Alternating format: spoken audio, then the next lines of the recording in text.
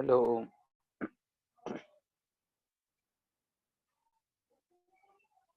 Hello. Yes, sir. Yes sir. तो हम लोग रोटेशन में प्योर रोलिंग पढ़ रहे थे, तो उसी से लास्ट क्लास 2-4 क्वेश्चन ही किए थे, तो उसी से आगे हम लोग देखते हैं, उसी से रिलेटेड अलग अलग टाइप के क्वेश्चंस। तो हमारा प्योर रोलिंग में यही कंसेप्ट था कि जो पॉइंट ऑफ कांटेक्ट होगा, यानी कि जो भी रोल कर रहा है, तो उसका वेलोसिटी जो है उसके रिस्पेक्ट में 0 होना चाहिए। जो भी सरफेस नीचे वाला सरफेस अगर मूव कर रहा होगा तो उसके बराबर। तो उसी से रिलेटेड हम लोग क्वेश्चंस कर रहे हैं।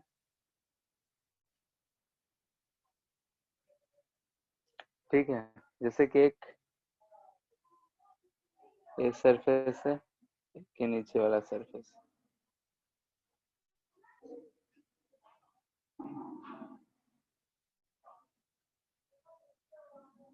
ये नीचे वाला ऐसे सरफेस है, फ्रिक्शन जो है सफिशिएंट फॉर प्योर रोलिंग है, और ये वाला सरफेस स्मूथ है। ठीक है, बाकी का जो फ्रिक्शन है वो सफिशिएंट है फॉर प्योर रोलिंग। इसका रेडियस r है। ऊपर वाला सरफेस को हम इधर v वेलोसिटी दे दिए, नीचे वाले सरफेस को इधर हम 2v वेलोसिटी दे दिए। प्योर रोलिंग का कंडीशन है, ठीक है, प्योर रोलिंग हो रहा है, तो हमको फाइंड करना है, find v centre of mass and omega of disc. जो डिस्क है हमारा, इसके फाइंड करना है, इसका मास जरूरत पड़ा तो m, रेडियस r।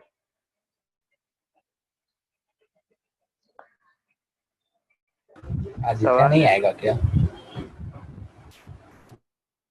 वैसा कुछ तो बोला नहीं है, पता नहीं।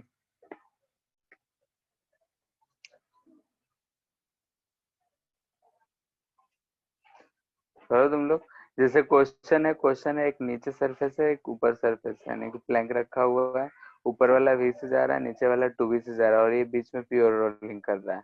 तो ये प्योर रोलिंग कर रहा है, तो इसका सेंटर ऑफ मास का वेलोसिटी और ओमेगा कितना होगा वो हमको बताना है।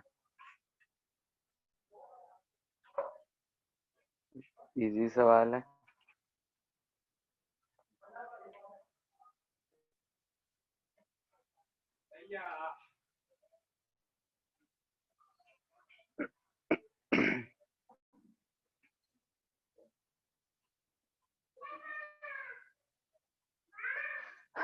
आ गया सर 10 सेकंड।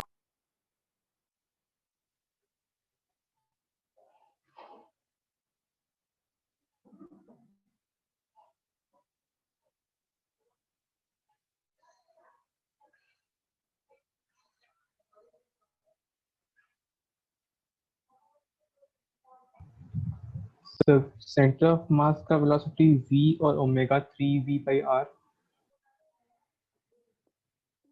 सेंटर ऑफ मास का v आ रहा है, और ओमेगा कितना आ रहा है, 3v/r। तो ओमेगा 3v/r ठीक है। सेंटर ऑफ मास कितना है बोले अरविंद?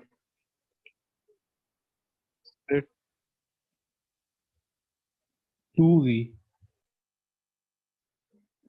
मैग्नीट्यूड में 2v है, ठीक है। किसके लॉन्ग? Sir left.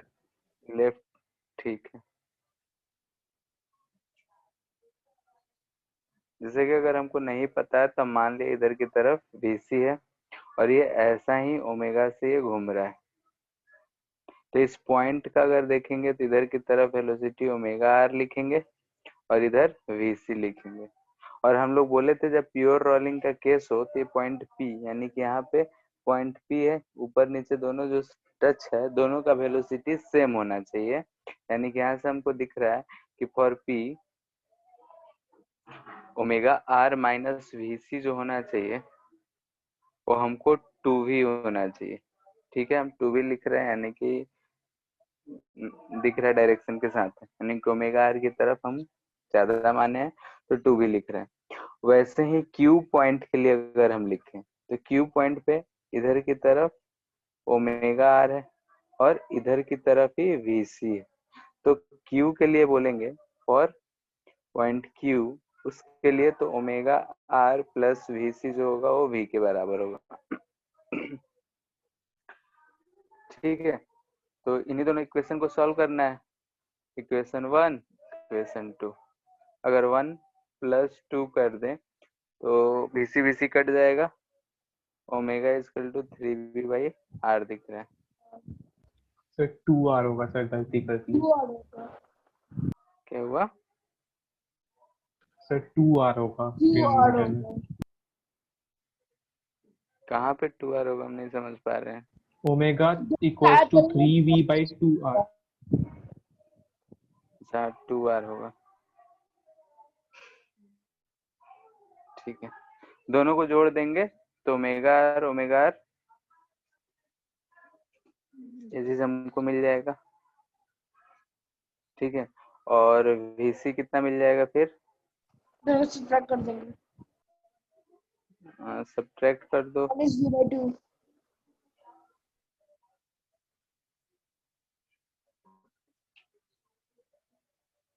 -V/2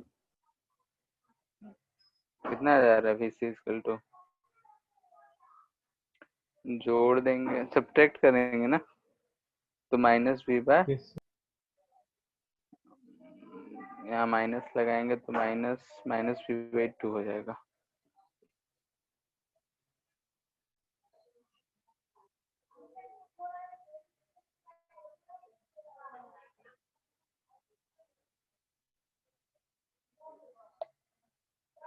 ठीक है, तो ये आ जाएगा हमारा VC। माइनस साइन क्या रिप्रेजेंट कर रहा है कि हम जिधर माने हैं उसके अपोजिट डायरेक्शन हो, ठीक है।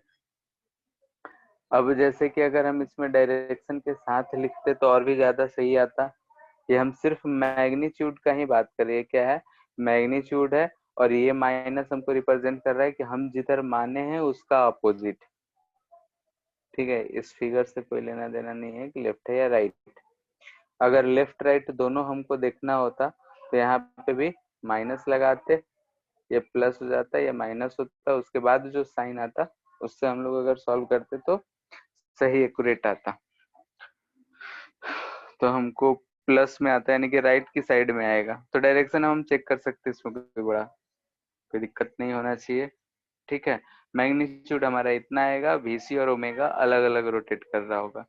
ये माइनस साइन ये रिप्रेजेंट कर रहा है कि हम जिधर ओमेगा माने हैं उसके अलोंग ये BC नहीं होगा, यानी कि अगर इधर हम BC माने तो ओमेगा जो होगा इधर होगा, और अगर ओमेगा हम क्लॉकवाइज मानेंगे तो VC लेफ्ट की तरफ होगा, ठीक है। इस चीज का ध्यान रखना है। एक केस है उसको डिस्कस करो, बताओ क्या होगा।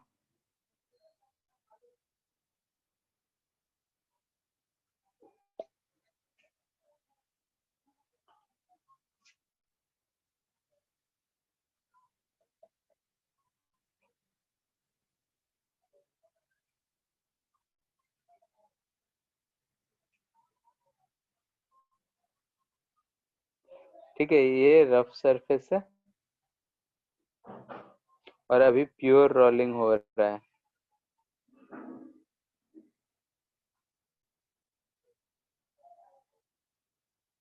ठीक है। इधर वाला जो सरफेस है हमारा ये स्मूथ है, तो ये डिस्कस करना है कि जब ये रोल होता होता स्मूथ सरफेस पे चला जाएगा तो क्या होगा। When object goes on smooth surface, roll करना बंद कर देगा, व्हाट हैपेंस?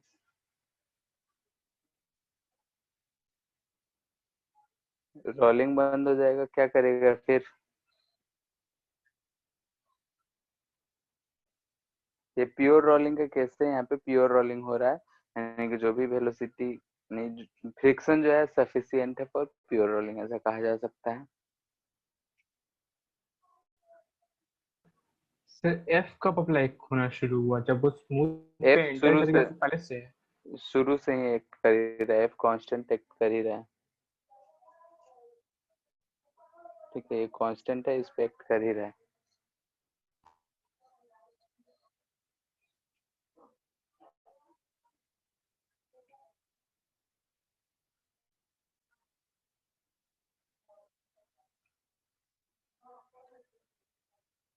चलो स्टार्टिंग से ही तुम लोग बता दो, जैसे कि बॉल शुरू होता है, रफ सरफेस है, उस पे एफ कांस्टेंट हम लगाना शुरू करे हैं, तो रोल करेगा। अभी हम इसको भी 0 ही दे देते हैं, इनिशियल 0। तो व्हाट हैपेंस, ये सेकेंड पार्ट हो गया। फर्स्ट कह रहे हैं कि आफ्टर t इक्वल टू 0 क्या होगा, यानी t इक्वल टू 0 कहने का मतलब ये हुआ कि ये जब फोर्स लगना शुरू हो गया उसके बाद से क्या होगा पहले, और जब ये स्मूथ सरफेस पे जाएगा तब क्या होगा। रफ है यानी कि सफिशिएंट फॉर प्योर रोलिंग है, ठीक है। यानी कि अगर हम फोर्स लगा रहे हैं तो रोल करेगा कि ट्रांसलेट करेगा या क्या होगा, वहां से तुमको शुरू करके बताना है हमको इस क्वेश्चन में कि क्या क्या होगा। यानी कि हम एक बॉल को मान लेते हैं कि एक रफ सरफेस पे रखे हैं और उस पे हम सेंटर ऑफ मास पे फोर्स लगा रहे हैं, इसका सेंटर है, इस पे हम फोर्स लगाना शुरू किए, तब ये मोशन कैसा करेगा शुरू से लेके लास्ट तक ये हमको डिस्कस करके बताना है। सवाल क्लियर है? यस।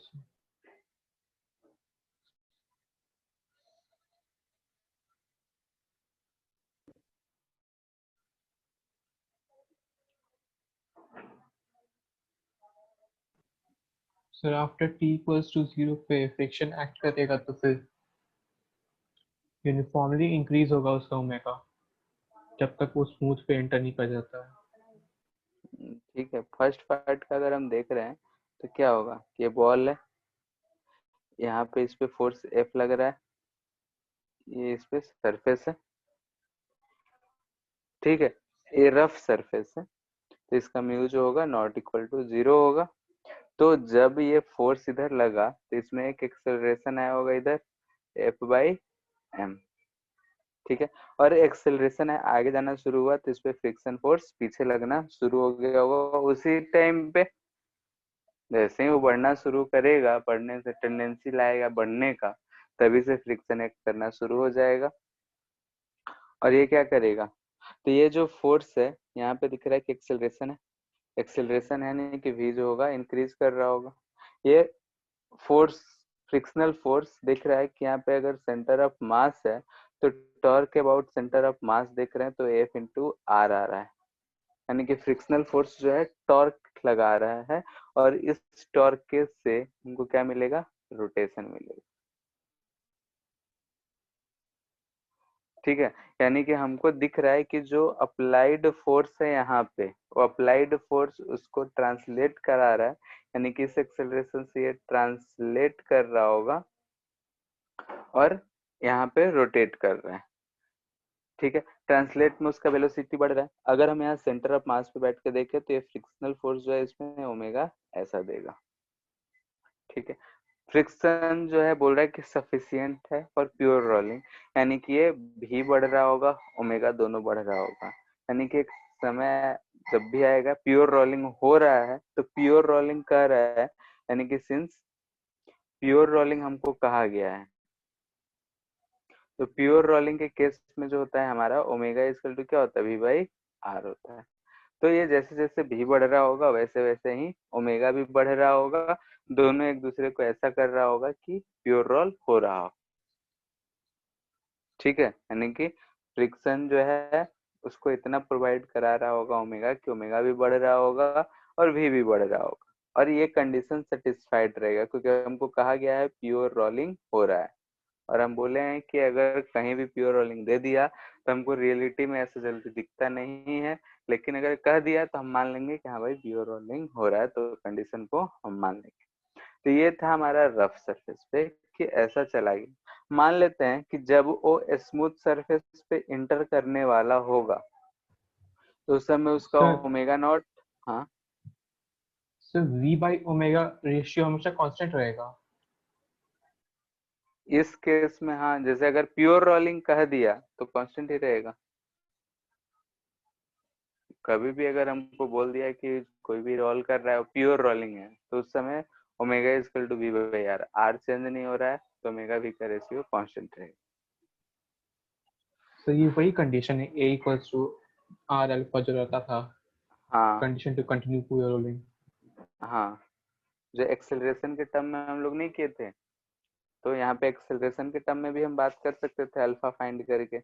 इसको हम बोल सकते थे ना आई इंटू अल्फा, ठीक है। तो यहाँ से हमको क्या मिलता, alpha is equal to F R by I, और यहाँ से और यहाँ से हम बोल सकते थे कि alpha is equal to A by R satisfy करेगा, ठीक है। ये दोनों होना चाहिए। जब फोर्स लग रहा होगा, एक्सेलरेशन है, तो ये कंडीशन सेटिस्फाई होना चाहिए, तो ये दोनों इक्वल होगा। तो यहाँ से इसको इक्वेट करके हम फ्रिक्शन फोर्स कितना लग रहा होगा वो हम बता सकते हैं। खैर फिलहाल हमारा सिर्फ केस डिस्कस करना था, तो केस डिस्कशन में हमको इतना पता चला। जब हम मान लेते हैं कि ये जो है omega velocity just about to enter smooth surface, जब सरफेस पे स्मूथ सरफेस पे एंटर करने वाला था, तब उसके पास ओमेगा नॉट और वी नॉट एंगुलर वेलोसिटी और लिनियर वेलोसिटी है उसके पास। इसके बाद क्या होगा, जैसे ही वो स्मूथ सरफेस पे घुसा, यानी कि ये जो सरफेस है हमारा ये स्मूथ है, तो इस पे आते ही ये जो फोर्स है ये तो एक्सटर्नल फोर्स है, ये एक्ट करेगा, लेकिन यहाँ जो हमारा फ्रिक्शनल फोर्स है वो जीरो हो जाएगा, ठीक है। फ्रिक्शनल फोर्स जीरो हो गया, यानी कि ये जो है ओमेगा नॉट से जो रोटेट कर रहा था, अब उस ओमेगा नॉट को कोई भी चेंज नहीं करने वाला है यहाँ पे, ठीक है। ओमेगा नॉट को ना ही कोई घटाने वाला फोर्स टॉर्क दिख रहा है, ना ही उसको बढ़ाने वाला कोई टॉर्क दिख रहा है इस सेंटर ऑफ मास के अबाउट। लेकिन ये जो फोर्स है उसका वेलोसिटी इंक्रीज करेगा, तो ये हमको दिख रहा है कि कांस्टेंट रहेगा, लेकिन फोर्स के कारण जो होगा वेलोसिटी इंक्रीज करेगा, यानी कि प्योर रोलिंग तो अब नहीं रह जाएगा, ठीक है। यानी कि इसके बाद क्या होगा, ओमेगा नॉट कांस्टेंट रहेगा, भी बढ़ेगा, ठीक है, यानी आगे की तरफ बढ़ता जाएगा, उसका रोटेशन उतना ही चलता जाएगा। ऐसा सिचुएशन होगा इसमें। अब इससे रिलेटेड हमसे जो भी क्वेश्चन पूछा जाएगा, कितना देर चला, क्या चला, कितना देर में कितना डिस्प्लेसमेंट होगा, वो सब चीज पूछ सकता है, तो हम लोग इसको अब आसानी से कर सकते हैं। इसके बाद बोलेगा कि बताओ टी टाइम के बाद कितना काइनेटिक एनर्जी है, तो भी बढ़ेगा, तो भी फाइनल फाइंड कर लेंगे, ओमेगा नॉट हमारा कांस्टेंट रहेगा, तो हम रोटेशन प्लस ट्रांसलेशन कर सकते हैं। तो ये केस हमको समझना चाहिए, जरूरी था कि जब वो स्मूथ सरफेस पे गया तो ओमेगा को चेंज करने वाला कोई फोर्स यहाँ नहीं दिख रहा है, यानी कोई ऐसा फोर्स नहीं है जो सेंटर के अबाउट टॉर्क लगाए, क्योंकि इसके अलावा हमको mg और नॉर्मल दिख रहा है, वो भी सेंटर से ही पास करेगा, तो भी टॉर्क नहीं लगाएगा जो कि ओमेगा को चेंज कर सके। तो ओमेगा जो होगा इस केस में कांस्टेंट रहेगा, और चूंकि एफ एक्ट कर रहा है, एफ एक्ट कर रहा है, तो इस फोर्स वेलोसिटी को बढ़ाते रहेगा। इतना बाद में कोई दिक्कत?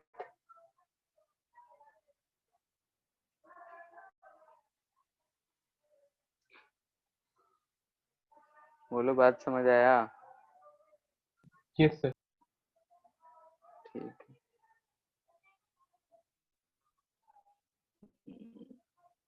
क्वेश्चन क्या है, क्वेश्चन डिस्कशन सब ऐसे ही है।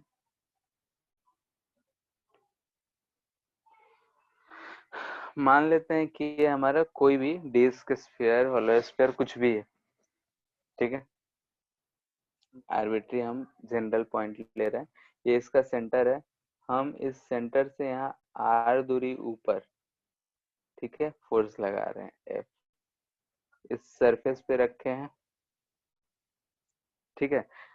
अब इस सरफेस पे रखे हैं और फोर्स लगा रहे हैं, तो हमको कहना है कि पहला कि अगर म्यू जो होगा 0 होगा तब क्या होगा, यानी कि क्या कंडीशन क्या डिस्कस होगा। सेकेंड, जब म्यू नॉट इक्वल टू 0 होगा तो व्हाट हैपेंस।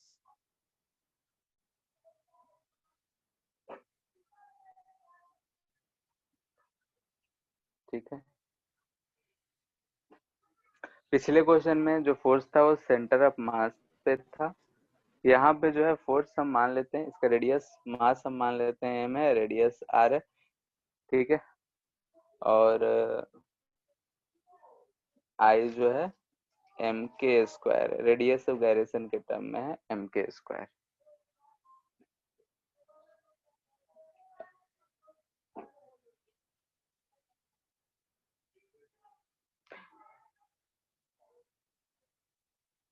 अगर म्यू 0 होगा उस समय ये सिर्फ ट्रांसलेट करेगा या रोटेट भी कर सकता है, इस केस में बताओ।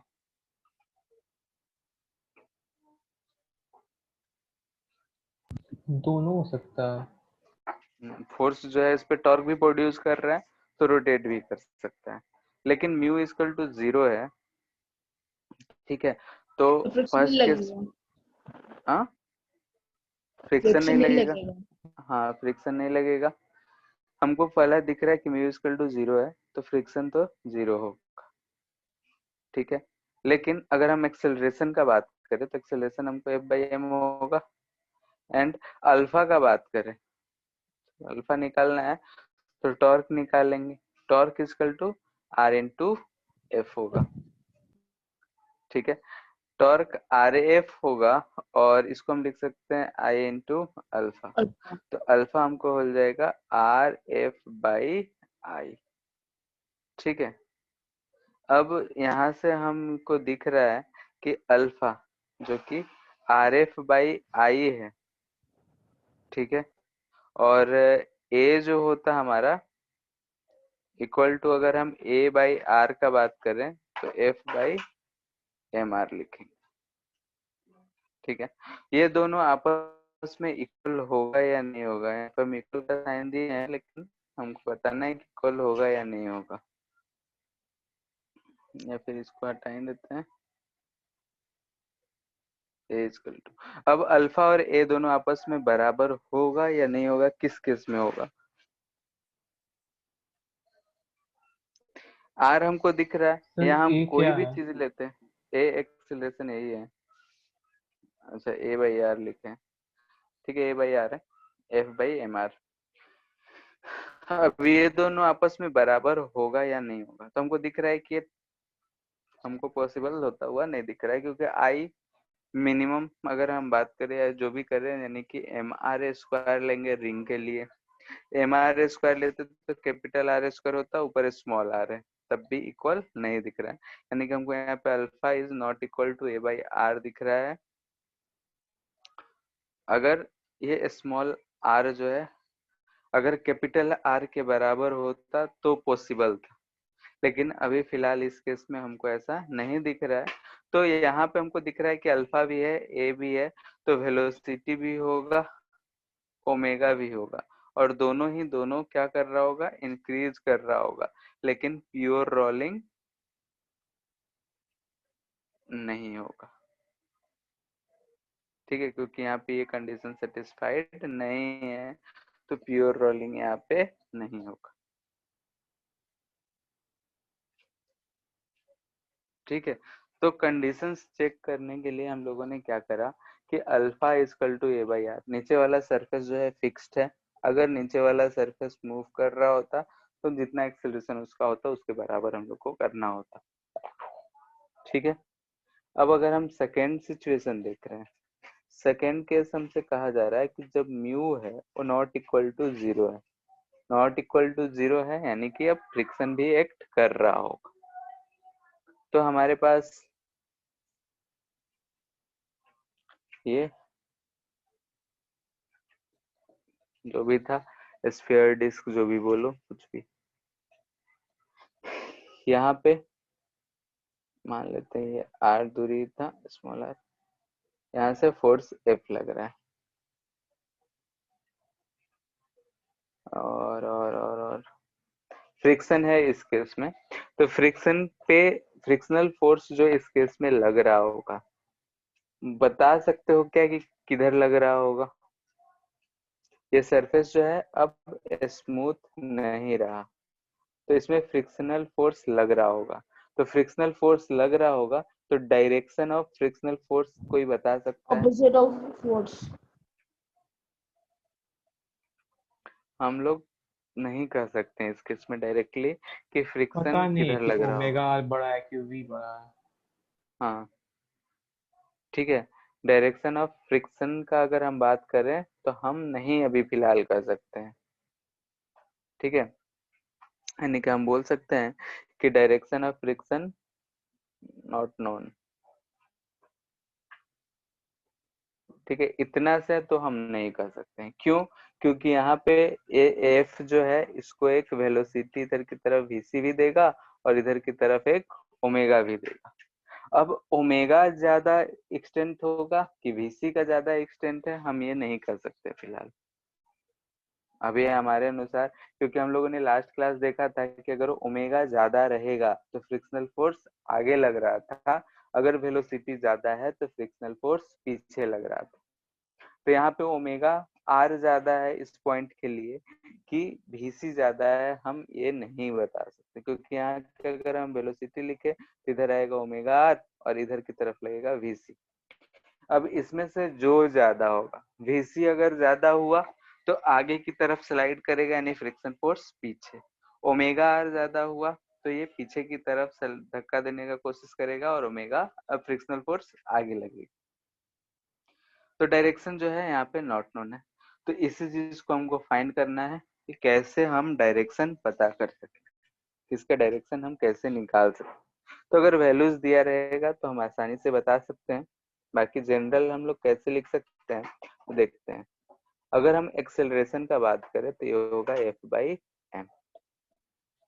ठीक है, एक्सेलरेशन जो होगा F/m होगा और इस डायरेक्शन में होगा, यानी आगे की तरफ जिधर फोर्स लग रहा है उसी डायरेक्शन में हमारा एक्सेलरेशन होगा। ठीक है, और ये जो एक्सेलरेशन आएगा ये टेंजेंशियल एक्सेलरेशन होगा। वही अगर हम ए रेडियल का बात करें, यानी रोटेशनल की तरह रेडियल रोटेशन की वजह से रोटेशनल की वजह से अगर लिखेंगे तो इसको हम अल्फा इंटू आर लिखना पड़ेगा। ठीक है, किस पॉइंट के लिए लिख रहे हैं तो इसी पॉइंट पी का ही हमको डिस्कशन चल रहा है, फॉर पॉइंट पी ही हम लोग देखेंगे, क्योंकि वही पॉइंट हमको डिसाइड करेगा कि फ्रिक्शन किधर लग रहा होगा। तो ये ट्रांसलेशनल तो हमको देख टेंजेंशियल ही है ना, एक्सेलरेशन पॉइंट पी का है बस। टेंजेंशियल नहीं, ट्रांसलेशनल है। ठीक है, ट्रांसलेशनल की वजह से और रोटेशन की वजह से। ठीक है, तो ट्रांसलेशन की वजह से F/m आगे की तरफ बढ़ता, रोटेशन नहीं होता तो ये एक्सेलरेशन होता। अब इसकी वजह से ये अल्फा आर आएगा। अल्फा कितना? तो अल्फा हम बोल सकते थे कि टॉ बाई आई आर। ठीक है, और टॉ कितना? तो टॉ हमको कितना दिख रहा है, देखो ध्यान से बोल लो, सेंटर ऑफ मास के अबाउट टॉर्क आएगा। तो टॉर्क अगर हम लिखेंगे तो यहाँ से F इंटू आर आ रहा है, यानी कि हम लिख सकते हैं F/I/R।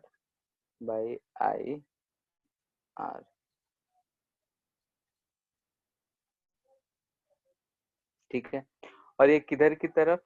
तो यहाँ से हम ए रोटेशनल लिख सकते हैं, किया जा रहा है Fr/I इंटू आर, और ये पीछे की तरफ लग रहा है, यानी कि इस डायरेक्शन में लग रहा है।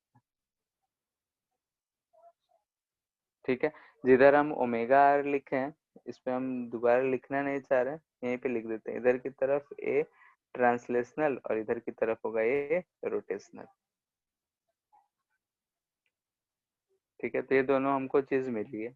तो पॉइंट पी का अगर हम एक्सेलरेशन में लिखेंगे तो हम क्या लिखेंगे कि F/m minus Fr/I into are. ठीक है, हम इस डायरेक्शन को पॉजिटिव माने हैं तो हम इधर ही माने हैं कि इधर की तरफ आया है।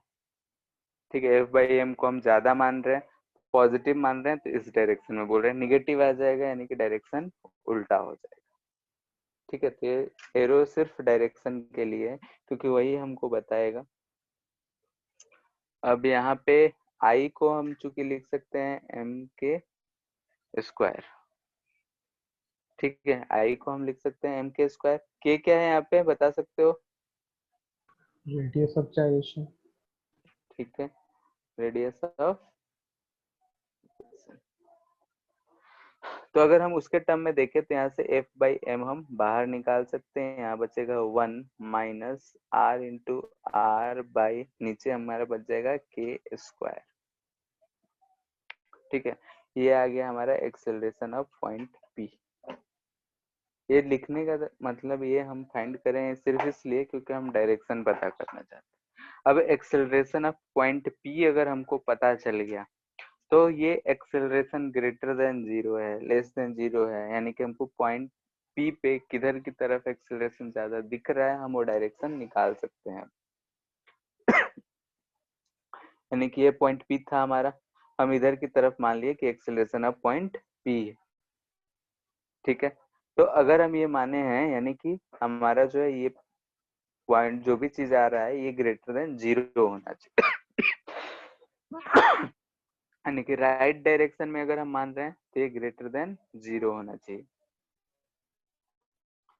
और एपी जो हो राइट डायरेक्शन में हो तो हम बोल सकते हैं implies that 1 minus R R by K square greater than 0 होना चाहिए। इसका मतलब क्या आ रहा है कि के स्क्वायर ग्रेटर देन आर। ठीक है, अगर K square greater than R R है यानी कि एक्सेलरेशन इस पॉइंट पी का आगे की तरफ है, तो ये कंडीशन अगर हमको पता है कि के हम सबके लिए जानते हैं, तो इस पॉइंट पे अगर एक्सेलरेशन इधर है तो हम बोल सकते हैं इस पॉइंट पे जो फ्रिक्शन होगा वो पीछे की तरफ लगेगा। यानी कि इस केस में फ्रिक्शन बैकवर्ड होगा। ठीक है, क्योंकि हमको यहाँ पे दिख रहा है कि जो फ्रिक्शन का डायरेक्शन है हम सीधा सीधी नहीं बता सकते, ये स्मॉल आर कितना है आर आर कितना है उन सब चीजों पे डिपेंड करेगा। तो वही अगर हम केसेस का बात कर लें यहाँ पे, तो अगर ये K square equal to R R हुआ तो फ्रिक्शन 0। ठीक है, इस केस में फ्रिक्शन कितना लग रहा है, एक्सेलरेशन ऑफ पॉइंट पी जो हो जाएगा 0 हो जाएगा। और एक्सेलरेशन ऑफ पॉइंट पी जो होगा अगर 0 हो जाएगा तो फ्रिक्शन 0। और वही थर्ड का है, अगर K square less than R R आ गया तो एक्सेलरेशन ऑफ पॉइंट पी जो हो जाएगा लेफ्ट डायरेक्शन में हो जाएगा। इसका मतलब जो फ्रिक्शन होगा राइट डायरेक्शन। सर लेकिन 0 होगा तो बस एक ही मोमेंट के लिए रहेगा। प्योर रोलिंग का केस हो जाएगा, और किसी मोमेंट पे हो रहा है तो उस मोमेंट पे ही होगा। किसी भी कंडीशन में अगर ये सेटिस्फाई करेगा इसका मतलब कि उस समय फ्रिक्शन 0 है। प्योर रोलिंग का केस आ जाता है, उसमें क्या होता है पॉइंट पी सर का लेकिन प्योर एक्सेलरेशन रोलिंग में तो फ्रिक्शन 0 नहीं होता, सफिशिएंट रहता है। क्या? सर लेकिन प्योर रोलिंग में तो फ्रिक्शन प्योर सफिशिएंट रोलिंग रहता है ना। हाँ सफिशिएंट फॉर प्योर रोलिंग कहते हैं, लेकिन जैसे ही प्योर रोलिंग शुरू हो गया तो हम फ्रिक्शन तो 0 ही कहते हैं। सर अगर जैसे फ्रिक्शन 0 तो फिर रोल कैसे कर पाएगा।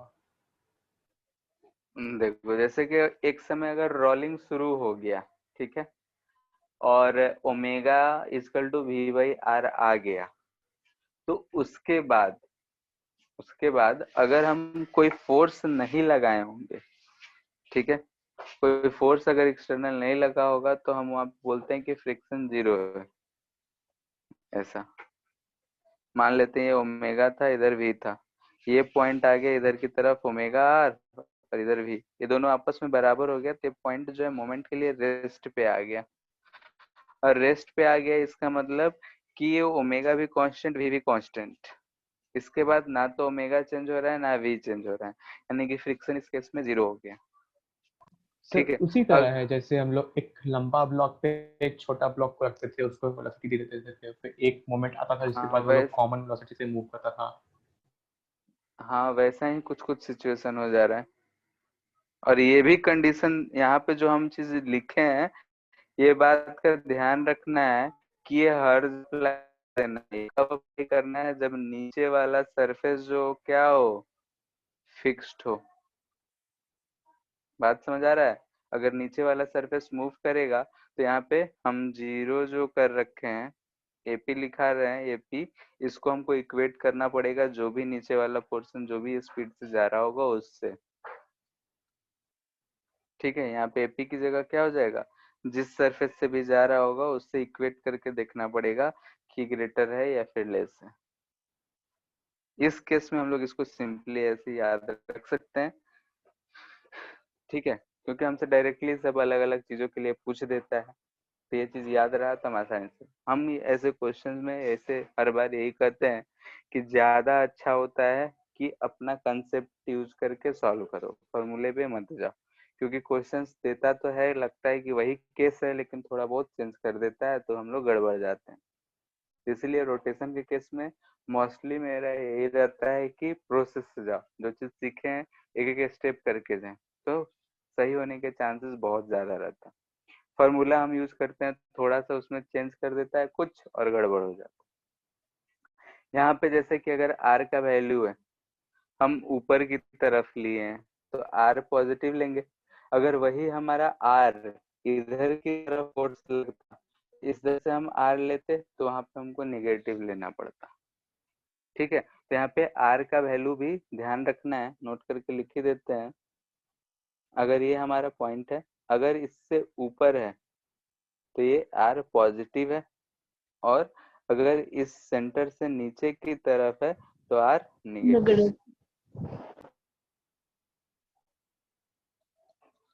ठीक है, क्योंकि इसमें डायरेक्शन हम लोग जो भी चीज निकाल रहे हैं डायरेक्शन पे ही निकाल रहे हैं, थोड़ा सा भी माइनस प्लस गड़बड़ करेंगे गड़बड़ हो जाएगा, इस बात का ध्यान रखना है।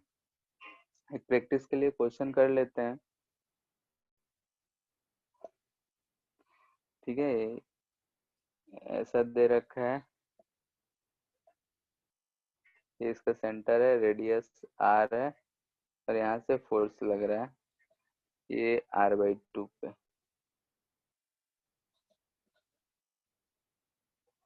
ठीक है, वही डायरेक्शन ऑफ इस सरफेस पे, direction of friction for first ring disc solid sphere fourth hollow sphere. ठीक है, सबके लिए, बाकी एम के ये सब अपने से ले लेना।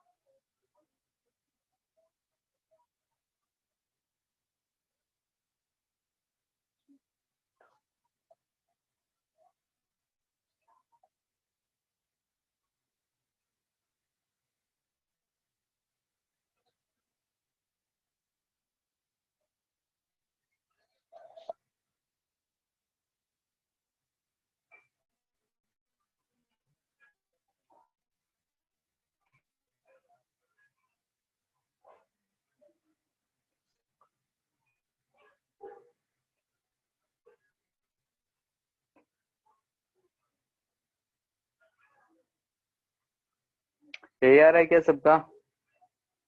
रिंग के केस में जो होता है हमारा एम आर स्क्वायर होता है, तो के का वैल्यू आर, तो यहाँ से हमको दिख रहा है K square equal to R square हो रहा है, और के स्क्वायर इक्वल टू, अगर हम कंडीशन देख रहे हैं तो ये हमारा कंडीशन है, के स्क्वायर यानी कि आर स्क्वायर के बराबर है, तो आर स्क्वायर बाई 2 से ज्यादा होता है तो फ्रिक्शनल फोर्स बैकवर्ड डायरेक्शन। ठीक है, डिस्क में ये दोनों हमको दिख रहा है कि सेमी है, ये हमारा कंडीशन है और ये हमारा के का वैल्यू है आई से, तो यहाँ फ्रिक्शनल फोर्स 0। वैसे ही यहाँ के स्क्वायर होता है इतना, अब इससे कंडीशन चेक कर रहे हैं तो लेस देन हो रहा है तो फॉरवर्ड, वैसे ही ये चीज हो गया। इसमें किसी कोई दिक्कत है तो पूछ लो। ठीक है, तो इस बात को हमेशा ध्यान रखना है कि फोर्स भले ही ऊपर लग रहा है, हमको ऐसा प्रतीत होता है कि फोर्स आगे की तरफ लग रहा है तो फ्रिक्शन पीछे की तरफ लगेगा, लेकिन ऐसा हर केस में जरूरी नहीं है। इस बात का ध्यान रखना है कि फ्रिक्शन का डायरेक्शन चेक करने के लिए हमको ओमेगा और वी यानी कि उस पॉइंट की, जो भी पॉइंट कांटेक्ट में है उसका एक्सेलरेशन कैसा है या फिर वेलोसिटी ओमेगा कैसा है, उस चीज पे हमको डिसाइड करना पड़ेगा कि उस पॉइंट पे एक्सेलरेशन किधर लग रहा है, आगे लग रहा है, पीछे लग रहा है, ऊपर लग रहा है, नीचे लग रहा है। ऊपर नीचे तो नहीं लगेगा, ठीक है, जिधर भी लग रहा है हमको उस पॉइंट से ही कंसीडर करके हमको बताना पड़ेगा कि किधर की तरफ लग रहा है। हो सकता है कभी कभी वैल्यू भी पूछ दे, तो वैल्यू पूछ दे तो हम लोग उसको सॉल्व कर सकते हैं, सॉल्व करने में हमको ज्यादा कठिनाई नहीं होगा। जैसे एक एग्जांपल उस पर भी ले ही लेते हैं कि एक हमारे पास सॉलिड स्फीयर है, ठीक है, एक सॉलिड स्फीयर है, इसका सेंटर है, मास है 5 kg, रेडियस दे रखा है 2 मीटर,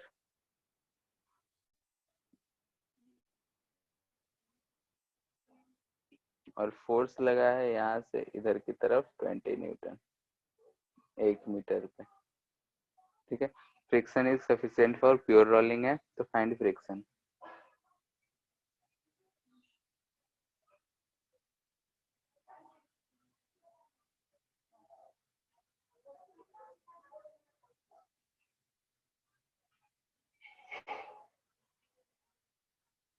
ठीक है, तो यहाँ पे देख रहा है कि अगर प्योर रोलिंग होगा भी तब भी फ्रिक्शन एक करेगा, क्योंकि यहाँ पे नेट एक्सटर्नल फोर्स कुछ लग रहा है, लेकिन जब हम ऐसे ही वेलोसिटी देख के छोड़ दे रहे थे और तब अगर प्योर रोलिंग हो रहा था तो फ्रिक्शन 0 हो जा रहा था।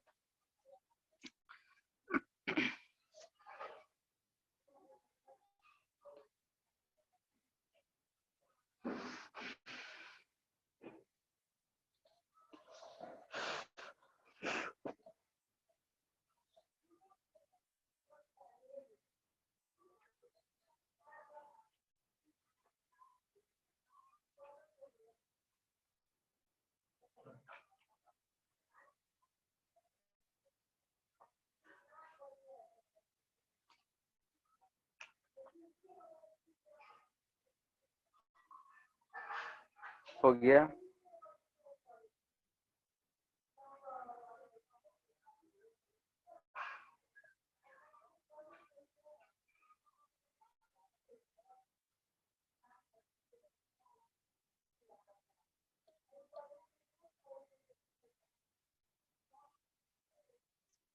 हेलो,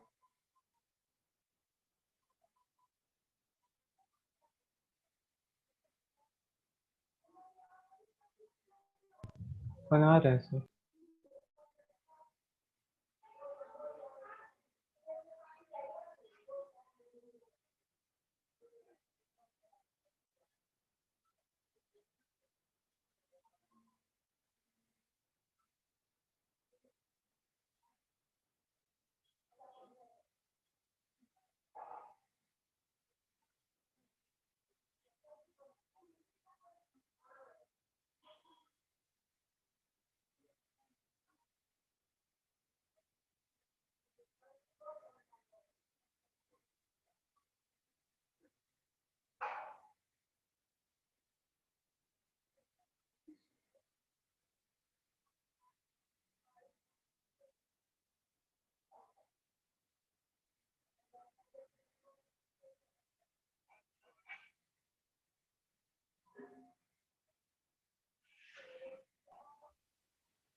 तो लेकिन उस डायरेक्शन में कैसे रोटेट करेगा सर?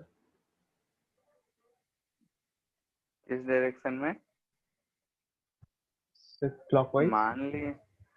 मान लिए हम न्यूमेरिकल सॉल्व कर रहे हैं, मान लिए इसी के अनुसार सॉल्व करेंगे, हमारा अपने आप निगेटिव पॉजिटिव कुछ आ जाएगा।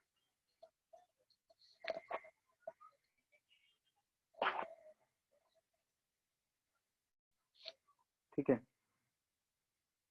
जब हमको कुछ समझ में ना आए तो हम कोई भी डायरेक्शन एक चूज कर लेंगे और उसी के हिसाब से जो चूज करेंगे उसी के हिसाब से उसी के अकॉर्डिंग हम सारे इक्वेशंस लिखेंगे। ठीक है, बाकी क्या हो रहा है उससे कोई मतलब नहीं। तो यहाँ पे दिख रहा है कि 20 minus F equal to M A, इतना हो जाएगा सेकेंड इक्वेशन। टॉर्क का इक्वेशन लिखेंगे तो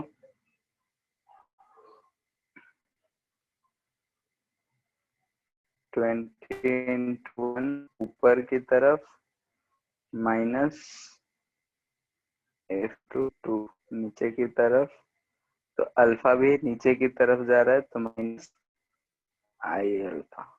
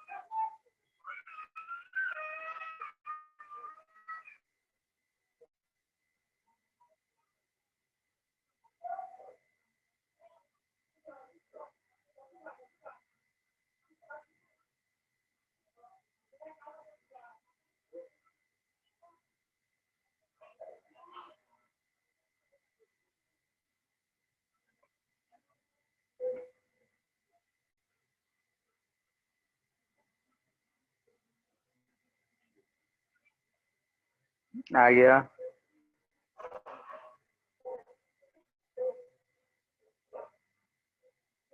बोलो, तुम लोग भी सो तो नहीं ना गया? नहीं सर, हाँ मैं नहीं सोए, क्या हम करें। टाइम दे रहे हैं कि तुम लोग सॉल्व कर रहे हैं, पता चला कि उधर बैठ के टिकटॉक खेल रहे हैं। पबजी भी बैन हो गया। यस सर, अभी 1 घंटा पहले न्यूज आया ना। हाँ 4 बजे हम सुना।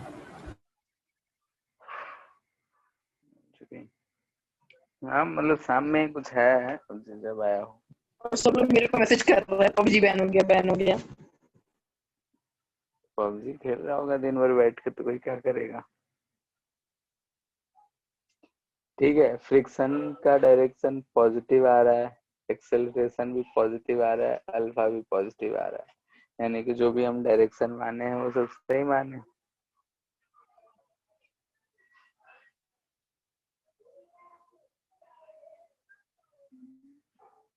ठीक है, यानी कि फ्रिक्शन का जो टॉर्क है वो ज्यादा है एज कम्पेयर टू जो फोर्स है उसका, इस वजह से अल्फा का डायरेक्शन उधर की तरफ आ रहा है। ठीक है, पबजी जैसे बैन हम होगा कि हो देख, चुका है सर? आवाज नहीं आ रहा है क्या? बैन हो चुका है कि होगा? गवर्नमेंट तो रिलीज कर दिया, 180 ऐप था शायद, उसको बैन कर दिया। 118 तो 118। 118, 118। कुछ दिन लगता है सर, प्ले स्टोर से हट जाएगा फिर अपने। हाँ, अब पहले से जो इंस्टॉल कर रखा होगा उसका तो चलेगा, क्या होगा। यस सर, एक आया था मैसेज लिख के कि as per regulations of government we are complying with the orders वगैरह वगैरह। नेट से कनेक्ट ही नहीं हो पाएगा। देखो ठीक है, पबजी वैसे भी बहुत लोगों का टाइम पास करा रहा था। नासिक नहीं खेला। ठीक है। हम्म, ठीक है, हो गया। अभी सॉल्व हम कर रहे हैं, धीरे धीरे कर रहे हैं। जैसे कि हम इक्वेशंस लिखे, ये 3 इक्वेशंस है हमारे, इन 3 इक्वेशंस को सॉल्व करना है। पहला प्योर रोलिंग का इक्वेशन लिखे, दूसरा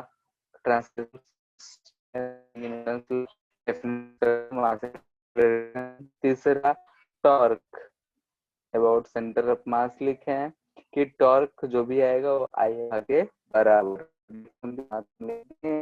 तीन इक्वेशन को हम मैथ का 3 इक्वेशन समझ के सॉल्व कर लिए। यहाँ से हमारे जो भी वैल्यूज आए सब पॉजिटिव में आए, यानी कि जो हम डायरेक्शन माने हो हम सही माने। ठीक है, और जैसे कि शुरू में डाउट आ रहा था कि अल्फा इधर कैसे होगा, 20 है, 20 उल्टा रोटेट करता है, लेकिन अल्फा इधर आ गया। ठीक है, तो आया है फ्रिक्शन की वजह से। फ्रिक्शन जो है, फ्रिक्शन का जो टॉर्क लग रहा है वो ग्रेटर है एज कम्पेयर टू जो हमारा 20 न्यूटन फोर्स लग रहा है इस पे, उससे, इस वजह से अल्फा उस डायरेक्शन में आ रहा है।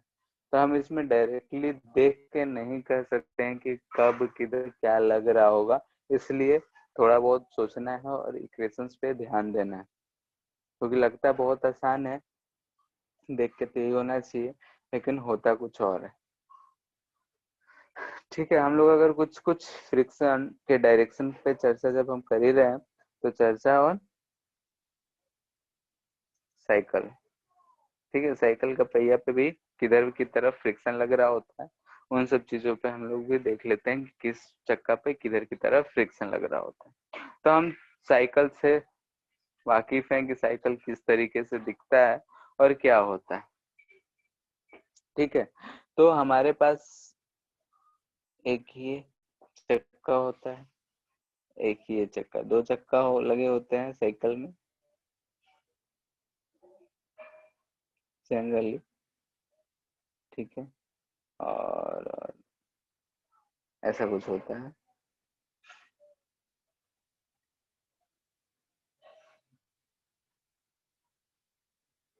ठीक है, सीट है, साइकिल ऐसा ही होता है हमारा, और यहाँ पे कुछ तो पेडल इतना वेडल पीछे सीट मारने की। रखिएगा। अभिषेक बच्चन के लिए बना है, ठीक है, जो भी है, हमारे सवाल से मतलब है। साइकिल है, पेडल है, हम पेडल मारते हैं, आगे चलते हैं, ठीक है। तो हमारा ये दो पहिए हैं जो कि ग्राउंड से टच है, और हम जानते हैं कि ग्राउंड पे फ्रिक्शन तो होता ही है। तो हमको ये डायरेक्शन ऑफ फ्रिक्शन बताना है कि कब किधर लग रहा होगा।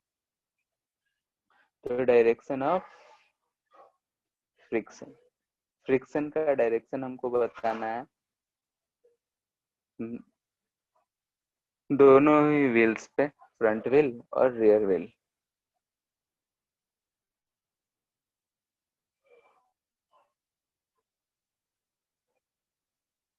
ठीक है, फ्रंट व्हील लिए फ्रिक्शन ऑन व्हील्स, ठीक है, व्हील्स पे, फ्रंट व्हील पे और रियर व्हील पे। फर्स्ट है तो एक्सेलरेटिंग के समय, ठीक है, यानी कि हम पेडल मार रहे हैं, स्पीड बढ़ाए जा रहे हैं, एक्सेलरेट करे जा रहे हैं, उस समय किस पे किधर फोर्स लग रहा है ये हमको ऑपोजिट बताना डायरेक्शन है। में लगेगा। किधर? मैं दोनों व्हील फ्रंट में। व्हील पे, फ्रंट व्हील पे किधर, फॉरवर्ड या बैकवर्ड?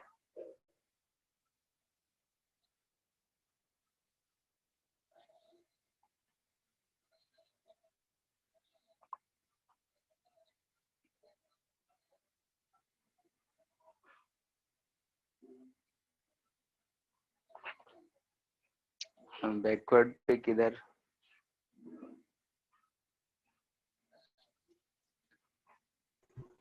बैकवर्ड पे आगे की ओर।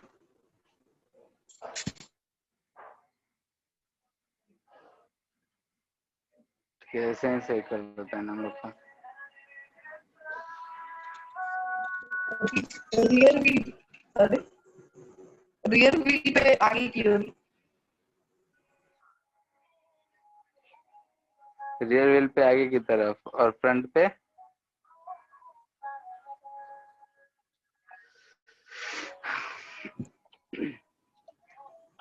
तो देखते हैं कि जब हम इसको एक्सेलरेट, ये वर्क कैसे करता है। तो वर्क कैसे करता है, तो यहाँ पे हमको दिख रहा है कि ये जो एक्सल है, ये एक्सल है, हम यहाँ पे पैडल मारते हैं, और ये पैडल जो है पिछले चक्के वाले पे जो हमारा ये गियर होता है, इस पे ऐसा ये रोटेट कर रहा होता है, ठीक है, यानी कि इधर की तरफ फोर्स इधर लगाता है, इधर की फोर्स ये, और ये ऐसा रोटेट होता है। और इसी के साथ साथ, यानी कि ये जो है हमारा ये वाला पोर्शन है, इसको क्या बोलते हैं, स्पॉकेट बोलते हैं, क्या क्या बोलते हैं, क्या बोलते हैं, याद है क्या?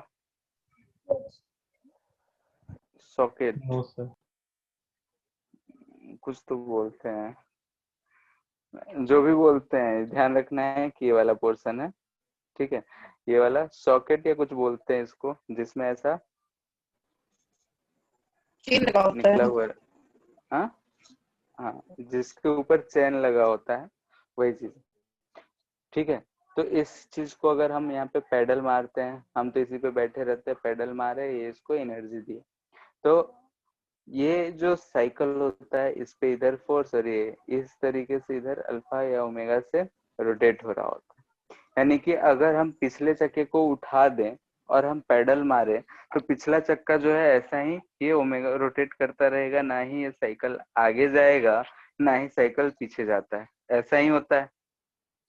लेकिन अगर हम उसको जमीन पे रख के मैं पेडल मार रहे हैं, तो सोचो हम एक्सेलरेट कर रहे हैं, यानी कि यहाँ ओमेगा जो होगा ज्यादा होगा, ठीक है। जब हम एक्सेलरेट कर रहे हैं, इसका मतलब हम पेडल ज्यादा तेजी से मार रहे हैं, ज्यादा तेजी से मार रहे हैं उस समय, यानी कि अगर हम पिछले चक्के का बात करें, हमारा बैक व्हील है, रियर अक्सर व्हील का बोलते बात कर हैं। रहे हैं, हाँ, ये जो है ओमेगा, और इधर की तरफ वेलोसिटी। अगर इस पॉइंट का बात करें एक्सेलरेशन के समय, तो ओमेगा आर, और इधर की तरफ वेलोसिटी, तो ओमेगा आर जो होगा ग्रेटर देन होगा भी से। कब? जब हम एक्सेलरेशन को इंक्रीज कर रहे होंगे, यानी कि एक्सेलरेशन हमारा इंक्रीजिंग होगा, एक्सेलरेशन इंक्रीजिंग यानी कि हम आगे की तरफ ज्यादा तेजी से भाग रहे हैं, इसका मतलब होगा कि ओमेगा आर हमारा ज्यादा होगा क्योंकि हम ज्यादा तेजी से घुमाते हैं उस समय। ठीक है, तो इस समय जो हमारा होगा, वैसे भी हम जान रहे हैं कि हम कितना भी पेडल मार के थक जाए, जब तक ये पिछला चक्का जमीन पे नहीं सटेगा आगे नहीं बढ़ेगा। यानी कि हमको इसमें चलाता कौन है, तो फ्रिक्शन ही चलाता है, और फ्रिक्शन उस समय हमको आगे की तरफ लगता हुआ दिख रहा है। यानी कि फ्रिक्शन किधर लग रहा होगा, फॉरवर्ड डायरेक्शन में, यानी रियर व्यू पे फॉरवर्ड डायरेक्शन में हमको दिख रहा है। ठीक है, और यही फ्रिक्शन जो होगा हमको आगे की तरफ बढ़ा रहा होगा। अब अगले चक्के की बात करें, तो अगले चक्के की बात कर रहे हैं, तो उसके पास कोई रोटेशनल नहीं, यहाँ पे है, इससे ये कनेक्टेड है ऐसा। यानी कि पिछला चक्का अगर वी से जाएगा तो ये भी इधर वी से जाएगा। ठीक है, यानी कि ये रोटेट जो होगा, ये रोटेट अगर हम देखें तो यहाँ से ऐसे लगा होता है, इसको रोटेट अगर कोई करा सकता है तो फ्रिक्शन ही, इसको अगर कोई रोटेट करा सकता है तो फ्रिक्शन ही है जो रोटेट करा सकता है। और इसको आगे की तरफ भी है, तो ऑफ कोर्स इस पॉइंट का वेलोसिटी आगे ज्यादा होगा, यानी कि इसके इसमें फ्रिक्शन जो होगा पीछे ही लग रहा होगा, और ये इस वजह से इधर ऐसा रोटेट होगा। हम लोग ऐसा रोटेट हो रहा होगा तो हम इसको बोल सकते हैं कि इस केस में जो हमारा फ्रिक्शन लग रहा होगा वो बैकवर्ड होगा। ठीक है, सेकेंड केस अगर हम ऐसे ही दिखे कि अगर एक्सेलरेशन डिक्रीजिंग हो, ठीक है, एक्सेलरेशन घट रहा हो, नहीं किधर की तरफ एक्सेलरेशन है, आगे ही जा रहा है लेकिन घट रहा हो, घट रहा हो यानी कि हम ब्रेक अप्लाई कर रहे हैं, किसी पे भी ब्रेक अप्लाई कर रहे हो, इस केस में अगर हम डायरेक्शन ऑफ फ्रिक्शन का बात करते हैं तो ब्रेक अप्लाई करें, ठीक है, नहीं धीरे हो रहा है या फिर हम पेडल मारना छोड़ दिए तब भी स्पीड घट रहा है, इसका मतलब यही हुआ। डी एक्सेलरेशन का मतलब यही होता है कि स्पीड घट रहा है, ऐसा होगा नहीं कि साइकिल पीछे भागने लगेगा।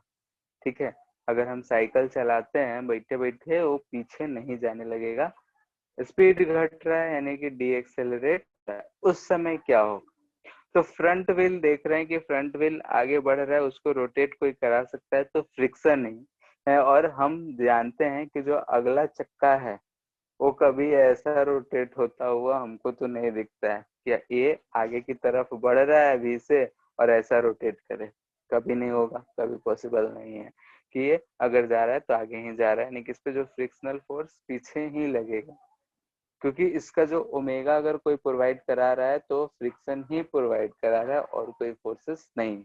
लेकिन रियर पे जो है, जो हमारा सॉकेट है, स्पॉकेट बोलते हैं, स्पॉकेट से मिलता है। तो अगर हम रियर का बात करें, रियर व्हील का, तो हम इस पे अगर ब्रेक अप्लाई करें हैं, यानी कि इधर ओमेगा था और ये वी था, ब्रेक अप्लाई करें यानी कि जो ओमेगा का वैल्यू है, यानी कि इस पॉइंट पे देखें, अल्फा आर की टर्म में भी बोल सकते थे, ये अल्फा इधर एक्सेलरेशन, तो खैर हम ओमेगा के टर्म में बोल रहे हैं, तो ओमेगा आर और इधर वी, ओमेगा आर इस केस में क्या होगा, लेस देन वी आ जाएगा, यानी कि इस केस में जब हम देखेंगे तो फ्रिक्शन फोर्स जो लग रहा होगा वो पीछे लगेगा, यानी कि कब, जब एक्सेलरेशन डिक्रीजिंग, यानी कि जब हम सेकेंड देख रहे हैं तो इस केस में हमारा ये लग रहा है बैकवर्ड ही, और ये भी बैकवर्ड, यानी कि जो हमारा अगला चक्का है, थोड़ा सा ध्यान से देखेंगे तो फ्रंट व्हील जो है वो सिर्फ यहाँ से जो जुड़ा हुआ है इसी पॉइंट की वजह से चलता है, यानी कि पिछला चक्का धक्का देगा तो आगे बढ़ेगा, नहीं धक्का देगा तो आगे नहीं बढ़ेगा। फ्रिक्शन यहाँ उसको सिर्फ घुमाने का काम करता है, अगले चक्के पे फ्रिक्शन सिर्फ घुमाने का काम कर रहा है, यानी कि अगला चक्का को धक्का देके वेलोसिटी चलाया और फ्रिक्शन जो है उसको घुमाने का काम कर, लेकिन पिछले चक्के पे हम लोग जो भी पैडल मारते हैं तो उसका जो भी फोर्सेस एक्ट करता है वो पिछले चक्के पे एक्ट करता है, और पिछले चक्के पे एक्ट कर रहा है, इस मतलब कि हम उसको जब स्पीड बढ़ाना होता है तो ज्यादा तेजी से घुमाना शुरू करते हैं, यानी कि अल्फा बोलो या फिर ओमेगा ज्यादा होता है एज कम्पेयर टू वी या फिर ए, तो उस केस में, फर्स्ट केस में फ्रिक्शन जो है इस पे फॉरवर्ड डायरेक्शन में लग रहा है, और वही फ्रिक्शन फॉरवर्ड डायरेक्शन में है तो हम फॉरवर्ड में मूव कर पा रहे हैं। ठीक है, यानी कि अगर उस समय हम बोले कि पीछे लगता तो पीछे लगता है, इसका मतलब कि हम आगे बढ़ ही नहीं पाते, क्योंकि हमको बढ़ने का रीजन क्या है, तो फ्रिक्शन ही हमको आगे बढ़ा पा रहा है। लेकिन जब हम ब्रेक अप्लाई करते हैं उस केस में दोनों ही चक्कों पे पीछे की तरफ फोर्स लग रहा होता है और हम रुक जाते हैं। तो ये चीज हमसे पूछा जाता है कि किधर किस पे किधर लगता है। तो जो हमारा बाइक हो, अगर हाँ एक ही चक्कर पे ब्रेक लगेंगे तब किसी पे भी लगा लो, ठीक है। अगर हम एक्सेलरेट करते रहें और अगले पे ब्रेक लगाएं तब भी फ्रिक्शन पीछे ही लगना है, पिछले पे ब्रेक लगाएं तब भी फ्रिक्शन पीछे ही लगना है, अगले पे किसी भी कंडीशन में फ्रिक्शन पीछे ही लगना है। फ्रंट व्हील पे किसी भी कंडीशन में, इस केस में अगर हम देखेंगे तो फ्रिक्शन हमारा पीछे ही लगेगा। क्यों? क्योंकि हम सिर्फ उसको वेलोसिटी दे रहे हैं, एक्सेलरेट वेलोसिटी दे रहे हैं, यानी कि फ्रंट में हम उसको स्पीड दे रहे हैं। ओमेगा उसको सिर्फ फ्रिक्शन प्रोवाइड कर रहा है, और हम अपने एक्सपीरियंस से जानते हैं कि चक्का आगे अगर जा रहा है तो ऐसा ही रोटेट होते हुए ये आगे जाएगा, कभी ऐसा रोटेट नहीं होगा। तो फ्रिक्शन ही रोटेट कर रहा है, इसका मतलब फ्रिक्शन पीछे लगेगा तभी ये ऐसा रोटेट हो सकता है, ठीक है। यानी कि फ्रंट व्हील पे जो फोर्स फ्रिक्शनल लगेगा वो पीछे ही लगेगा। हाँ, बैक वाले में कंडीशन चेंज हो जा रहा है, यानी जब एक्सेलरेट कर रहे हैं तो आगे लग रहा है, जब डी एक्सेलरेट कर रहे हैं तो पीछे लग रहा है। यहीं से हम बोलते हैं कि बाइक हो गया या साइकिल हो गया,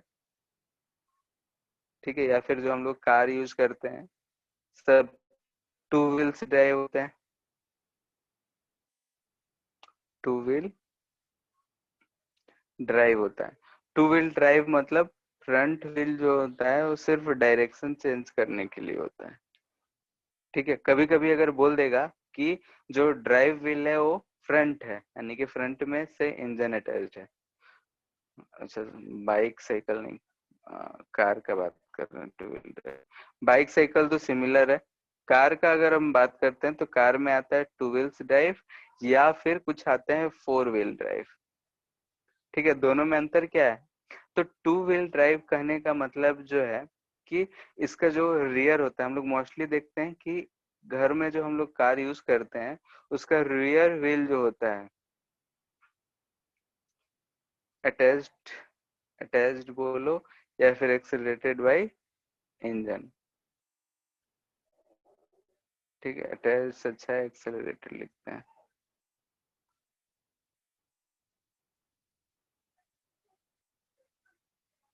ठीक है। जो हमारा रियर व्हील होता है दोनों, वही सिर्फ एक्सेलरेट होता है इंजन के थ्रू। फ्रंट व्हील सिर्फ डायरेक्शन चेंज करने के लिए होता है, यानी कि फ्रंट व्हील अगर हम घुमाते हैं कार या ट्रक जो भी हम यूज करते हैं तो ये होता है। अब फोर व्हील ड्राइव यानी आर्मी वाले जो यूज करते हैं उनके चारों चक्कों में इंजन से अटैच होता है, यानी चारों चक्का में इंजन ड्राइव कर सकता है। पहाड़ी इलाके में सर। हाँ, क्या बोले? फोर व्हील में जो इंजन होता है वो खाली आर्मी में थोड़ी, मतलब जो पहाड़ी इलाका में गाड़ी ज्यादा यूज करते हैं हम लोग के लिए होता है ना। हाँ, ऑफ रोड वाले के लिए मोस्टली होता है, ठीक है। तो आर्मी वाले जो है पहाड़ी इलाके उधर ही लगभग रहते हैं, तो मोस्टली उनका ट्रक ये सब जो भी रहता है लगभग मोस्टली में हम बोल रहे हैं फोर व्हील होता है। यानी कि फोर व्हील करने का मतलब है कि जो ऑफ रोड यूज करते हैं, ऑफ रोड करने का मतलब जंगल झाड़ जहां भी चलना हो सब जगह, उस समय फोर व्हील ड्राइव करते हैं। यानी कि टू व्हील यानी कि सिर्फ दो पे ही इंजन एक्सेलरेट करेगा इंजन, और इसमें four wheels, all four wheels को इंजन ड्राइव कर सकता है। रीजन क्या होता है कि हम लोगों ने देखा कि जैसे कि आगे वाला व्हील है इस केस में, तो आगे वाले व्हील को हम कुछ नहीं कर रहे हैं, हमारा पीछे वाला व्हील ही है जो हम ड्राइव कर पा रहे हैं।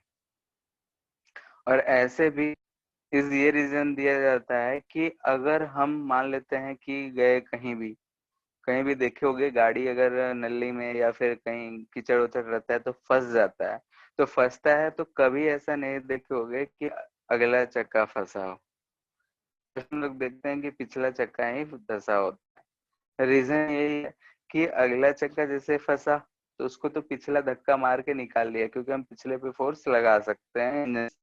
लेकिन नहीं, अगर धस गया तो अगला चक्का कुछ नहीं कर सकता है। आगे वाला चक्का सिर्फ रोल करने, सपोर्ट करने के लिए है, डायरेक्शन चेंज करने के लिए है, कार्य सब में। लेकिन आर्मी वाले जो होते हैं या फिर बहुत सारे ऐसे भी ऑफ रोड व्हील्स, जो ऑफ रोड बाइक ये सब जो यूज होते हैं, 4 चक्के वाले का बात कर रहे हैं यहाँ पे, तो उसमें 4 व्हील ड्राइव होता है। ठीक है, ऑफ रोड वाले में 4 व्हील ड्राइव होता है। 4 व्हील ड्राइव करने का मतलब चारों चक्के जो है इंजन से ड्राइव हो सकते हैं। यानी आगे वाला फंसा तो पीछे वाला निकाल लेगा, पीछे वाला फंसा तो आगे वाला निकाल लेगा। ठीक है, तो अगर हमको 2 व्हील ड्राइव देगा तो आगे वाले चक्के पे हमेशा फ्रिक्शन पीछे लगेगा 2 व्हील वाले में। हाँ, पीछे वाले में कंडीशन टू कंडीशन चेंज होता रहेगा। 4 व्हील वाले में कंडीशन डिपेंड करता है कि किधर लग रहा होगा, एक्सेलरेट कर रहे हैं, किसको ज्यादा घुमा रहे हैं, किसको कम कर रहे हैं, तो इसमें ज्यादा घुमाया जा सकता है। लेकिन अगर 2 व्हील ड्राइव है तो पिछले दोनों चक्के पे पिछला दोनों साथ साथ रहेगा, अगला दोनों साथ साथ रहेगा। तो पिछले दोनों चक्के पे फ्रिक्शन का डायरेक्शन चेंज हो सकता है एक्सेलरेटिंग और डीएक्सेलरेटिंग के कंडीशन में। और फ्रंट वाला जो चक्का है तो उस पे हमेशा पीछे। लेकिन अगर हम 4 व्हील ड्राइव का बात कर रहे हैं तो 4 व्हील ड्राइव के केस में हम चारों चक्के को हम ड्राइव कर रहे हैं कि 2 चक्के को ही कर रहे हैं, कि सिर्फ फ्रंट वाले को कर रहे हैं, कि सिर्फ पीछे वाले को कर रहे हैं, उन सब चीजों पे डिपेंड करेगा। तो क्वेश्चन के हिसाब से हम इसको अब देख के समझ सकते हैं कि हमको सिर्फ क्या देखना है कि जो पॉइंट ऑफ कांटेक्ट है उस पॉइंट ऑफ कांटेक्ट का एक्सेलरेशन या फिर वेलोसिटी किधर की तरफ ज्यादा है। फॉरवर्ड में ज्यादा है तो बैकवर्ड फ्रिक्शन लगेगा, बैकवर्ड में ज्यादा है तो फॉरवर्ड में फ्रिक्शन लगेगा। ठीक है, तो ऐसे सवालों में हम लोग को सिर्फ यही पॉइंट, जो पॉइंट ऑफ कांटेक्ट है, उस पॉइंट का हमको वेलोसिटी या एक्सेलरेशन फाइंड करके देखना पड़ेगा कि उसका डायरेक्शन किधर की तरफ है, आगे की तरफ है या फिर पीछे की तरफ। और अगर हम लोग वो चीज देख लिए तो उस चीज से हम बता सकते हैं कि फ्रिक्शन किस डायरेक्शन में लगेगा। आज का लेक्चर लगभग उसी के ऊपर है। तो यहाँ से हम लोग फ्रिक्शन का डायरेक्शन हम फाइंड कर सकते हैं रोलिंग के केस में कि किधर की तरफ लगेगा, इतना बात जानने के बाद। ठीक है, इतना बात में कोई दिक्कत तो वो मतलब दोनों, हाँ। मतलब अगर मानिए पिछला वाला जो चक्का है वो अबाउट टू स्टॉप होगा हाँ। तो उसी मोमेंट पे आगे वाला चक्का भी अबाउट टू स्टॉप होगा, या फिर ऐसा होगा कि पिछला वाला चक्का पहले रुक जाएगा फिर इंपल्सिव फोर्स लगेगा आगे वाला चक्का पे और फिर रुकेगा। हो सकता है कि पिछला चक्का रुक जाए, आगे वाला बढ़ ही रहा है, तो कब केस होता है, जैसे देखते हो कि हम ब्रेक लगा दिए, पिछला चक्का पूरा उसका रोटेशन रुक गया लेकिन फॉरवर्ड डायरेक्शन में अभी मूव कर ही रहा है, होता है ऐसा। तो उस समय क्या होगा कि पिछला चक्का जो है पूरा रोटेशन रुक गया है तो आगे वो स्कीड करने लगता है। ठीक है, यानी कि पिछला चक्का जो होगा वो स्कीड करेगा और अगला चक्का जो होगा रोल कर रहा होगा, कुछ उसमें ओमेगा होगा, कुछ वेलोसिटी भी होगा, फ्रिक्शन लग रहा होगा और ये स्कीड करने लगेगा और फ्रिक्शन पूरा पीछे की तरफ होगा। ठीक है, ऐसा जरूरी नहीं है चलता रहे, ऐसा नहीं होगा, यानी रेस्ट हो जाए, वेलोसिटी ना रहे, ऐसा नहीं होगा। अगर वेलोसिटी भी जीरो हो गया, ओमेगा भी जीरो हो गया, तो फ्रंट का भी वेलोसिटी और ओमेगा जीरो होगा। लेकिन पिछले का अगर ओमेगा जीरो हो गया और वेलोसिटी है, इसका मतलब ये हुआ कि पिछला चक्का जो होगा स्कीड करेगा, रोल नहीं करेगा लेकिन आगे बढ़ रहा होगा, और अगला चक्का जो होगा वो रोल भी कर रहा होगा और आगे भी बढ़ रहा होगा, ऐसा केस होगा। ठीक है,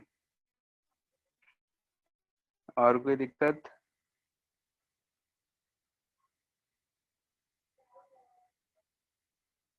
बोलो।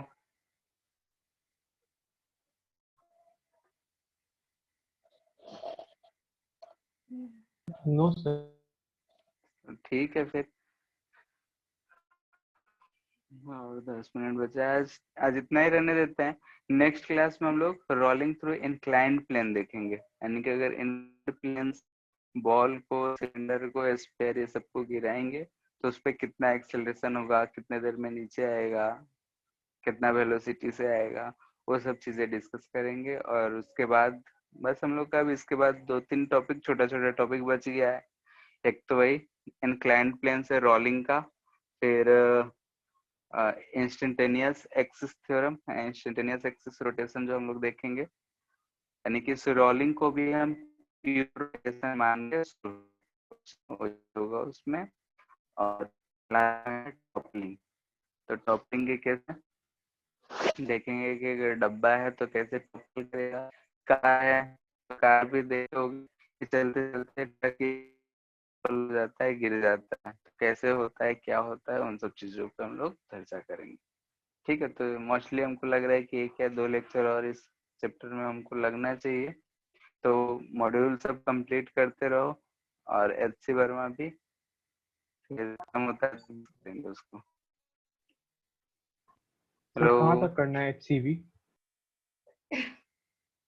लगभग अब सब हो सकता है, क्योंकि लगभग केसेस हम लोग के खत्म हो गए हैं। ठीक है, बस टॉपलिंग और इंक्लाइन का बच गया है। इंस्टेंटेनियस एक्सिस जो हम बोल रहे हैं वो नहीं भी आता है तो उसके सवाल हम लोग पहले जो पढ़े हैं उससे कर सकते हैं। ठीक है, तो हमको जहाँ तक लगता है 2-4 क्वेश्चन है लास्ट में टॉपलिंग का, और इसमें कुछ है इसका, तो उसको छोड़ के बाकी अच्छी बार में सब कर सकते हो। देख के एक बार बता देंगे, ठीक है। पूरा करो, और 2 लेक्चर के बाद पूरा कंप्लीट ही है। सर मैंने ठीक जो मैसेज लिखा है, था ग्रुप में, आपने देखा था?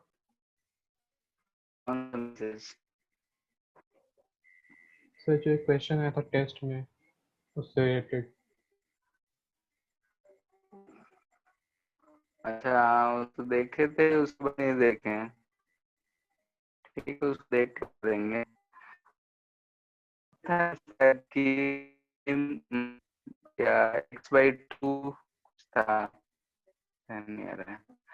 हाफ के लिए कुछ बोल रहे थे, सर अप्लाइड तो फोर्स सर ना, किस में ज़्यादा एनर्जी ट्रांसफर करेगा, पोटेंशियल एनर्जी या फिर काइनेटिक एनर्जी पहले हाफ ऑफ मोशन में? हाँ first half of the motion के लिए था। तो ठीक है, तो हमको first half of the motion के लिए अगर डालना था, पहले हाफ का टोटल लेना है, यानी कि पहला आधा जब मोशन हो गया तो उस मोशन के दौरान कब किया जाए। ठीक है, ये नहीं कि हाँ किसी भी टाइम पे किसी भी पर्टिकुलर डिस्प्लेसमेंट सर पे। लेकिन उसमें आफ्टर तो नहीं लिखा था, ड्यूरिंग लिखा हुआ था। हाँ ड्यूरिंग कह सकते हैं ना, फर्स्ट हाफ, जो फर्स्ट हुआ उस समय। अब किसी एक पर्टिकुलर डिस्टेंस पे अगर देखेंगे तब तो वेरी करेगा। ठीक है, और सर एक और क्वेश्चन तो पे थे ग्रुप पे। फिर दूसरा वाला तो अभी नहीं देखे हैं। ठीक है, उसको देख के बता देंगे हम। रॉड वाला कुछ था, देखे तो ध्यान ही नहीं है। सो वही तो फ्रिक्शन तो नॉर्मल ठीक निकालना था, लेकिन वॉल नहीं था बगल में। है, नहीं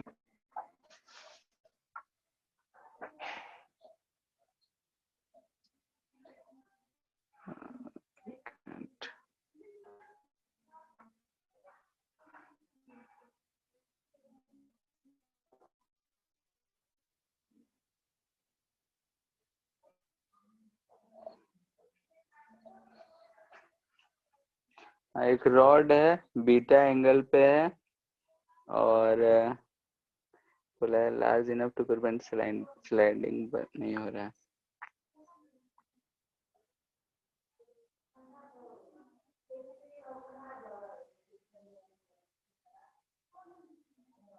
हाँ तो उसको हिंज की तरह मान लो। एक मिनट,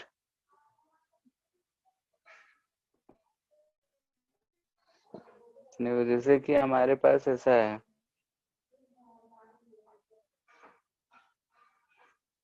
ठीक है, तो ये पॉइंट जो है हमारा स्लाइड नहीं कर रहा है, तो इसको हम हिंज तरह मानते हैं।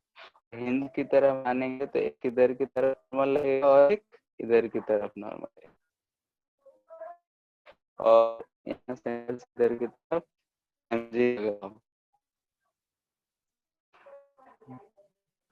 आप कुछ एंगल लिख रहे दे हैं क्या? रखा है, शेयर नहीं है क्या? No sir. शेयर तो है, लेकिन अभी आया मेरा स्क्रीन में। हाँ अच्छा, शेयर है, ऐसा रहा, हम इसको मूव नहीं कर सकते, ट्रीट कर सकते हैं।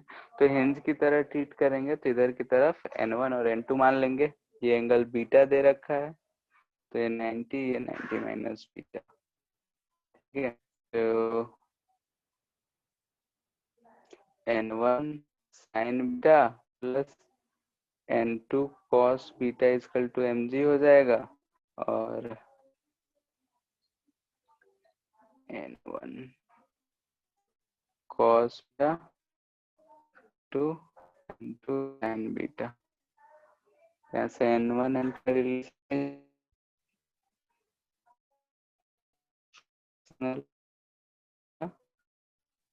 इधर की तरफ लग रहा होगा, फ्रिक्शन।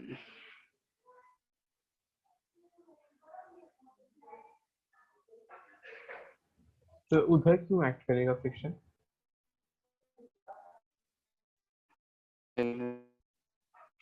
ये है तो इस सरफेस पे ऐसा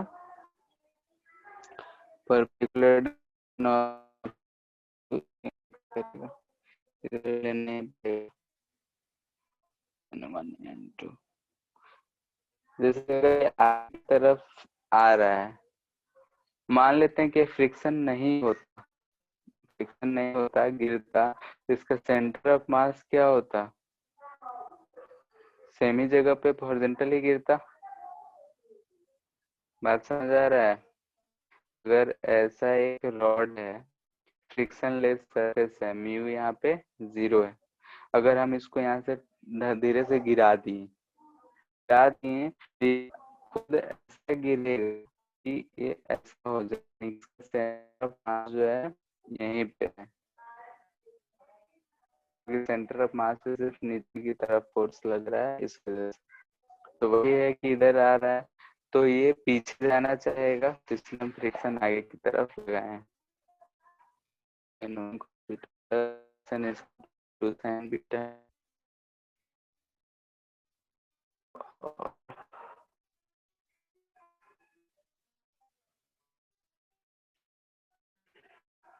से 1 2 3 अननोन हो जाता है।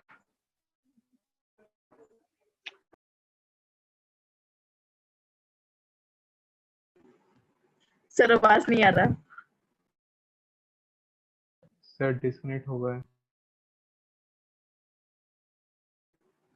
इसलिए पूछा।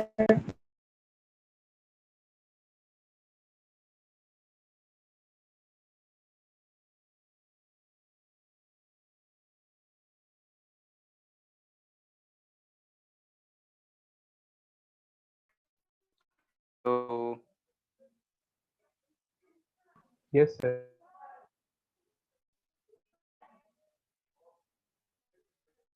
ठीक है,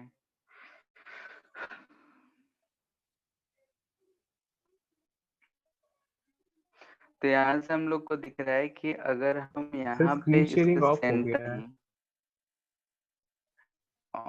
नेट थोड़ा प्रॉब्लम कर रहा है, खत्म हो गया, शेयर है।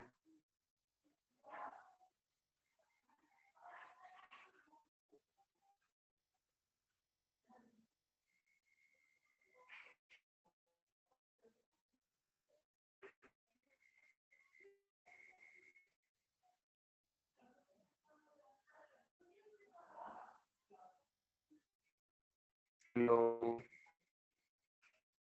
Yes sir. हाँ सर। दिख रहा है अब? हाँ सर, आ रहा है। ठीक है, ठीक है।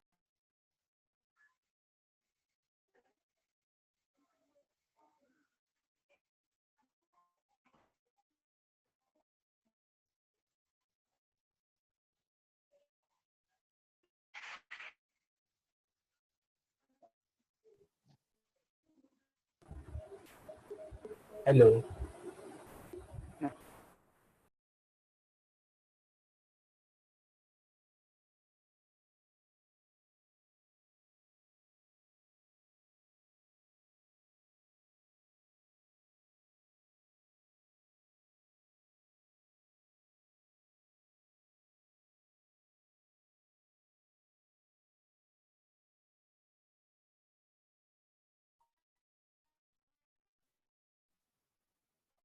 तो यस सर। ठीक है, नेट पे का मेरा खत्म हो गया है, उसको हम बाद में देख लेते हैं। ठीक है, बार बार कट जा रहा है।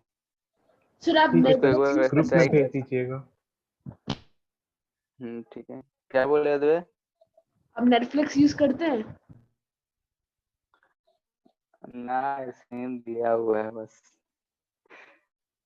यूज नहीं करता। चलो ठीक है, फिर ऐड करते हैं। Thank you sir. आईडी पांच तक क्या? Thank you sir. चला गया sir. Thank you sir. Sir नहीं है।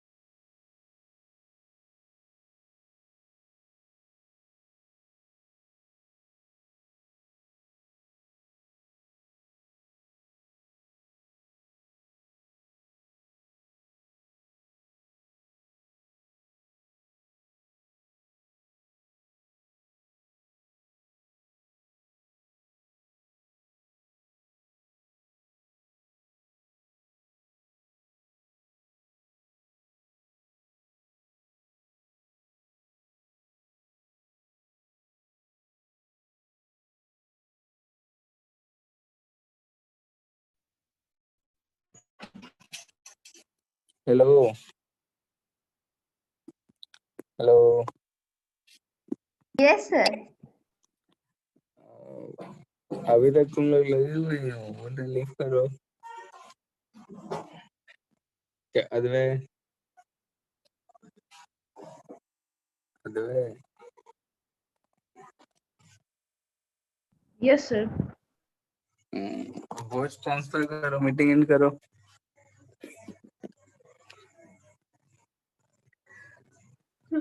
अथवा ही कर देगा सर। तुम लोग बैठ के क्रॉस क्रॉस खेल रहे हो, एंड कर रहे हैं।